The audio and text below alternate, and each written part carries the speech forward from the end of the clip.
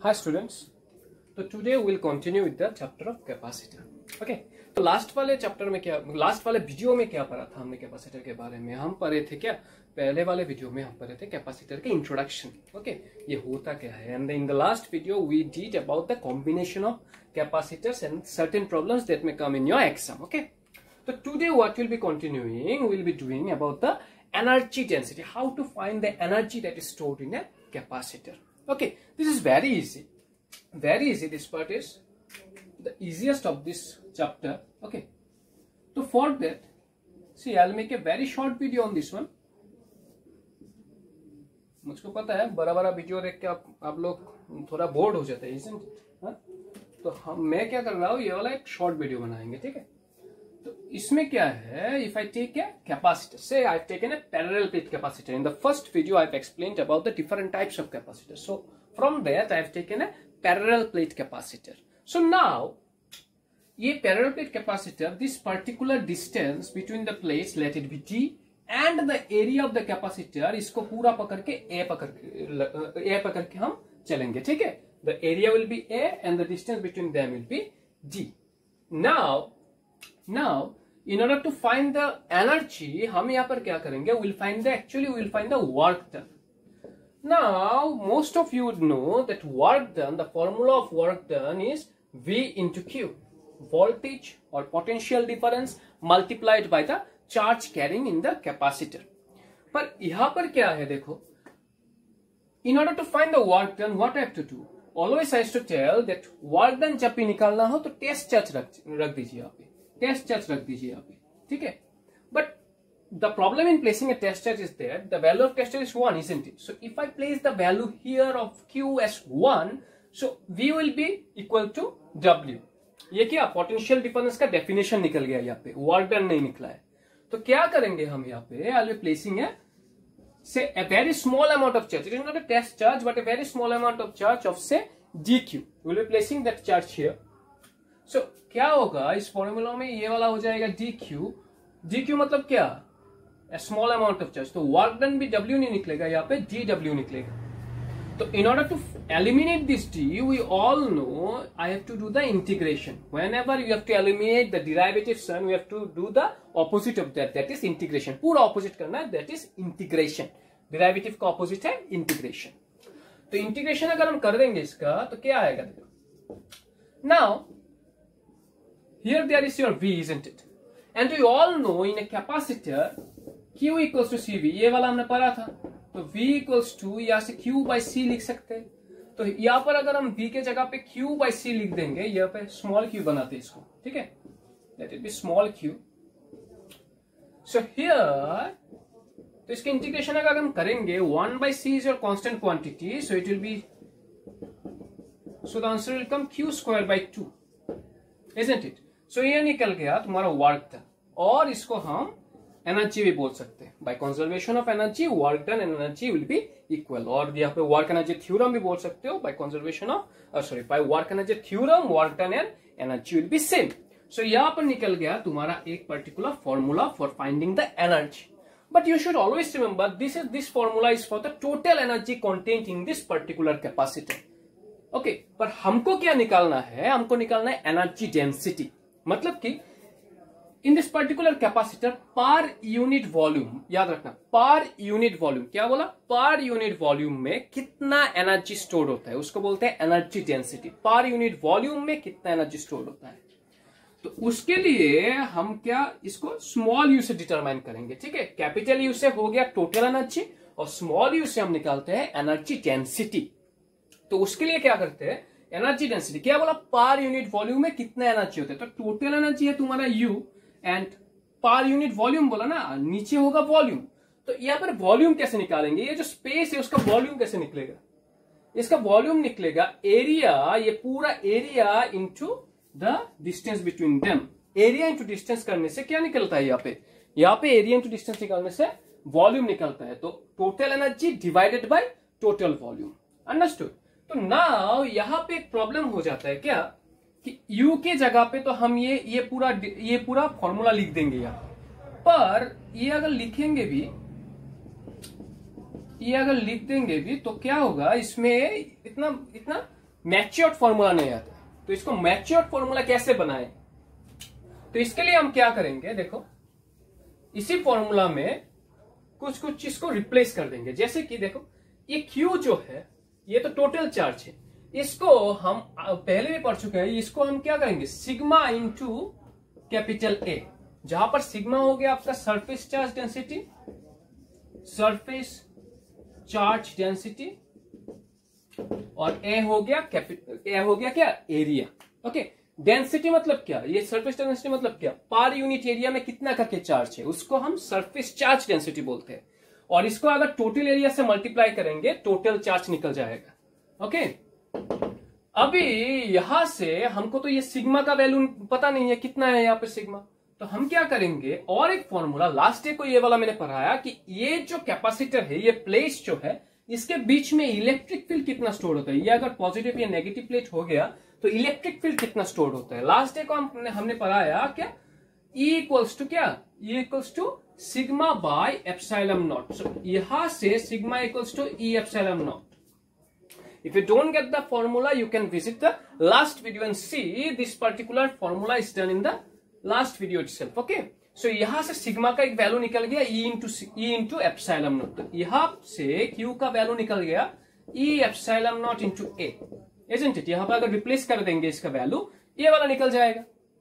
अभी क्या करना है, देखो अभी अगर हम इस फॉर्मूला में इसको बैठा भी देते हैं तो क्या निकलता है, Q स्क्वायर की जगह पे E epsilon naught A whole square divided by C into 2AD। Okay, फिर भी इतना मैच्योर्ड फॉर्मूला नहीं निकल रहा है, तो और एक चीज रिप्लेस कर सकते हैं। हमने ये भी पढ़ा था लास्ट डे को, पहले वाले वीडियो में, सॉरी नॉट लास्ट डे, पहले वाले वीडियो में अगर तुम देखोगे तो ये जो कैपेसिटर है इसके अंदर में कैपेसिटेंस कितना स्टोर होता है, एक कैपेसिटर का कैपेसिटेंस कितना है पैरेलल प्लेट कैपेसिटर का, वो वाला होता है epsilon naught A by D।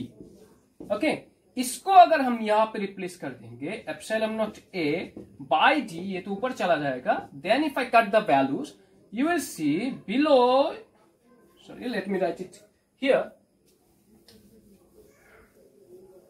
तो यहां पर क्या निकलेगा, स्मॉल u इक्वल्स टू क्या निकला, E square epsilon naught square A square divided by epsilon naught A square into 2. If I cut the values तो क्या निकल रहा है यहाँ पे, half epsilon naught E square.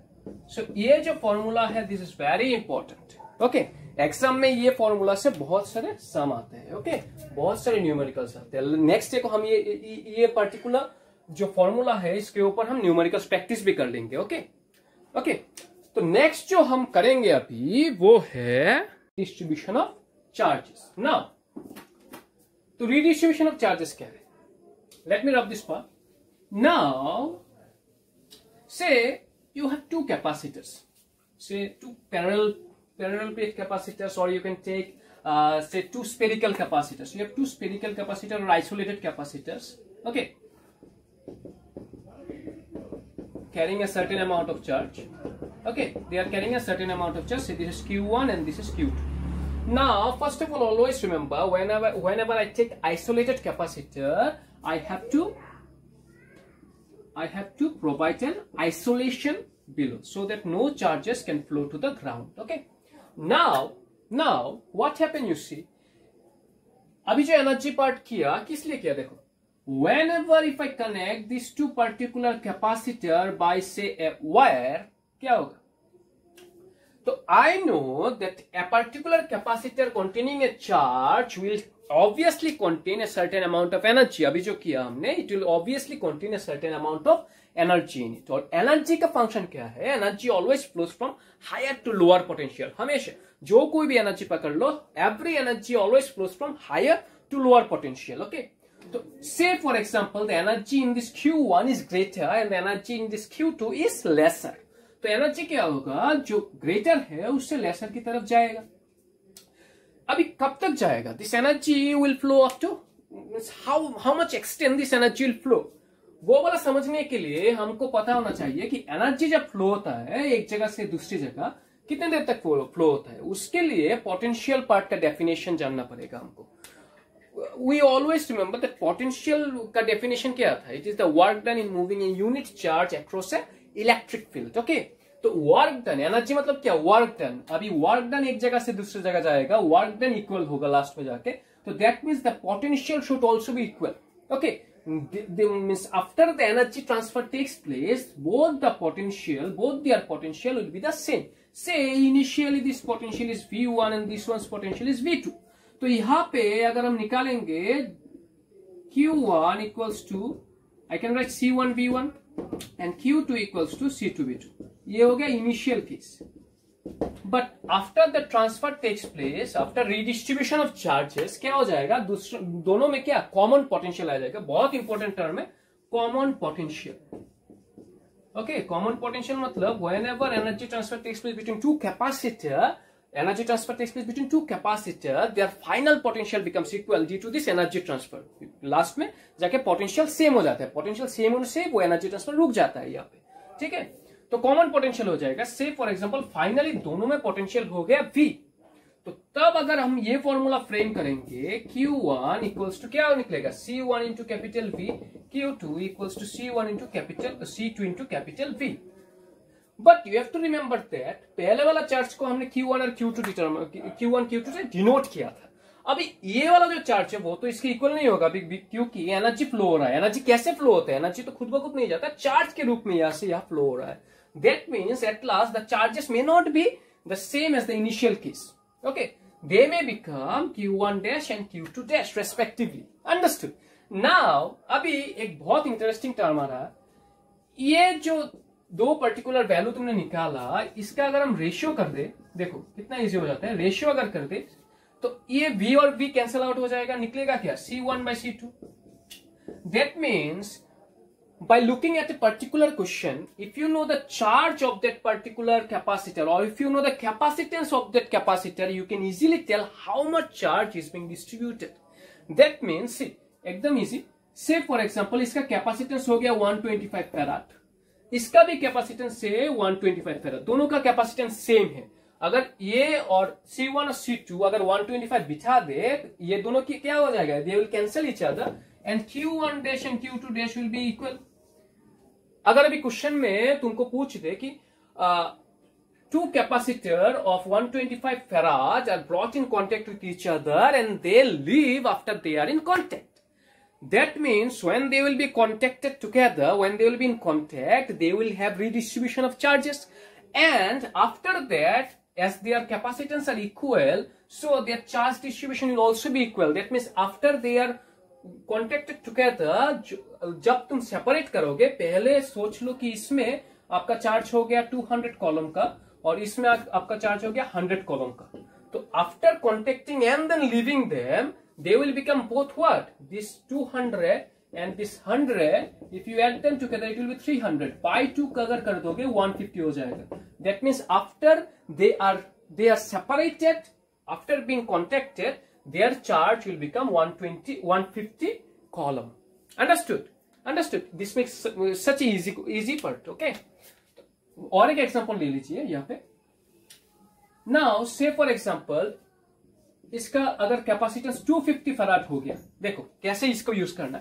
इसका अगर 250 फराड हो गया और इसका से 125 फराड ही है, अगर इसको कांटेक्ट में लाए हम तो क्या होगा, Q1 dash by Q2 dash equal to क्या होगा, 250 डिवाइडेड बाई 125। ठीक है, अगर हम कैंसिल आउट भी करें इसको, इट विल बी 2Q2, तो Q1 विल बी 2Q2।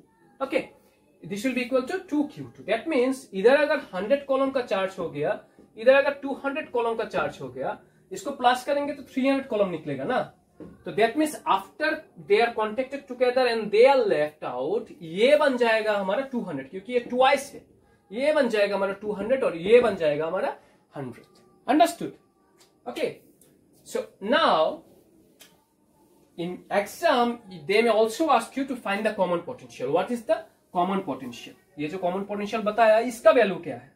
तो we all know common potential or potential equals to total charge by total capacitance. तो चार्ज पहले वाला क्या था, Q1, और इसका है Q2 divided by total capacitance, इसका हो गया C1 और ये सेकंड का है C2। इस फॉर्मूला से हम लोग क्या कॉमन पोटेंशियल का वैल्यू भी निकाल सकते हैं। Understood? So these two formulas play a very important part on this particular redistribution. Next जो हम करेंगे रिडिस्ट्रीब्यूशन में उसका नाम है लॉस ऑफ एनर्जी। कितना लॉस हो जाता है ये जो कॉन्टेक्ट में लाते हैं ना, कॉन्टेक्ट में लाके अगर इसको सेपरेट करेंगे, ये वाला कैपेसिटर या ये वाला कैपेसिटर जिसको भी कंसीडर कर लो, उसमें थोड़ा बहुत लॉस हो जाता है, ट्रांसफर हो जाता है एनर्जी, तो थोड़ा बहुत लॉस हो जाता है किसी का। ओके, तो वो वाला अभी पढ़ना है हमको। तो how to determine loss of energy when two capacitors are connected with each other. कैसे डिटरमाइन करेंगे कितना एनर्जी लॉस हो रहा है उसमें से? तो बहुत इजी है, बहुत इजी है।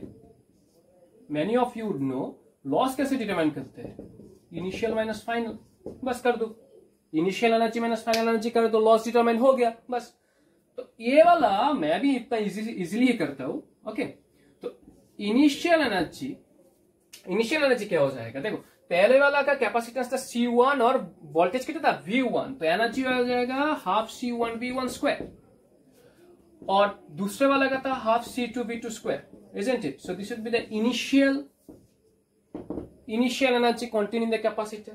Okay, और फाइनल एनर्जी कितना होगा? फाइनली जाके होता क्या है, देखो कैपेसिटेंस तो सेम ही रहता है उसका, ठीक है, बट पोटेंशियल क्या हो जाता है, कॉमन पोटेंशियल हो जाता है। After they are brought in contact their potential becomes equal, that means V हो जाएगा उसका। सिमिलरली दूसरे का भी क्या V हो जाएगा। तो इसको अगर हम कॉमन मान के चलेंगे C1 plus C2 V square अगर हम कॉमन ले लेंगे यहां से, तो फाइनली क्या निकलने वाला, देखो V का वैल्यू अभी मैंने बताया Q1 plus Q2 by C1 plus C2 है, ठीक है ना।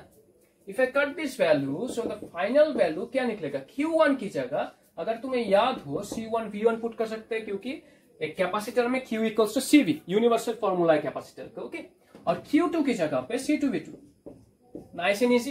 ओके, C1 और C2 का कैंसिल कर दो तो एक C1 प्लस C2 बच जाएगा। तो ये वाला फॉर्मूला से you can find the value of final energy. Okay, so after you found out the values of each and every energy, initial and the final energy, you can determine the loss in between them.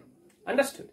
So always remember this particular part, that is redistribution of charges. Okay, redistribution of charges is very important. ये वाला छोटा part है, redistribution एक छोटा part है, but ये वाला जो है ना, this particular part is very important for your joint entrance. Okay, numerous questions may come. Okay, ये वाला हमेशा एसोसिएटेड आता है, कोई भी कैपेसिटर का प्रॉब्लम ले लो ये वाला एसोसिएट कर देता है उसके साथ। ओके, तो learn this part nicely. Next वाले चैप्टर में नेक्स्ट वाले वीडियो में I will make you understand how to use this distribution of charges to do certain problems. Okay, very easy. This application will be very easy. Okay, and before you leave, please subscribe my channel. Okay, and if you like that video, give us a thumbs up. Sorry, it was my first, na?